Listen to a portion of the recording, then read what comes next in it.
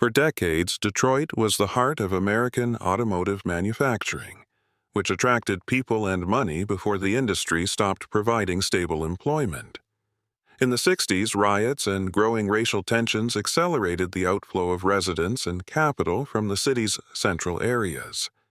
Automation and the relocation of factories to other states and abroad deprived many families of the opportunity to work in well-paid jobs. A wave of moves to the suburbs deprived the city budget of tax revenues, which weakened its ability to maintain basic public services.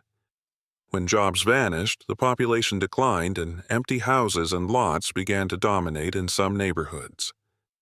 Long-term unemployment and a lack of prospects led to rising frustration, which contributed to an increase in crime in many areas. The education system, hit by funding shortages and declining student numbers, ceased to effectively prepare young people for the labor market. In many parts of the city, basic services are lacking, and road and lighting repairs are postponed due to budget constraints. The deterioration of infrastructure made emergency services less efficient, which increased response times to emergencies and disturbances. Lack of access to stable employment and social services left some residents in a difficult material situation. The economic crisis led to higher rates of violence, especially where there were no alternatives to criminal activity. Violent crimes, including homicides and robberies, were among the factors that shaped the perception of the city as dangerous. A significant part of the problems has roots in historical segregation, which blocked equal opportunities for Black urban communities. Housing segregation and lack of investment in certain neighborhoods entrenched poverty and limited social mobility for many families. The city's bankruptcy, declared in 2013, underscored the scale of the financial and administrative collapse of local government. The effects of the bankruptcy were immediate: service cutbacks, staff reductions, and a reduced capacity to repair the city's infrastructure. For a time, local social programs could not keep up with growing needs, which deepened the isolation of those most affected. The decline in the number of police officers and the weakening of public trust in law enforcement led to increased crime.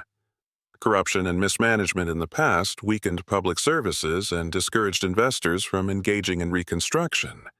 The city's image in the media and films focused attention on destruction, which made it harder to attract entrepreneurs, investors, and tourists. Photographs of empty factories and ruined houses became symbols of the city's problems and reinforced negative stereotypes about Detroit. However, some downtown neighborhoods began to revive thanks to culinary and artistic investments that attracted young people. Young professionals and artists look for cheaper workspaces here, which in some places is changing the landscape of the urban economy.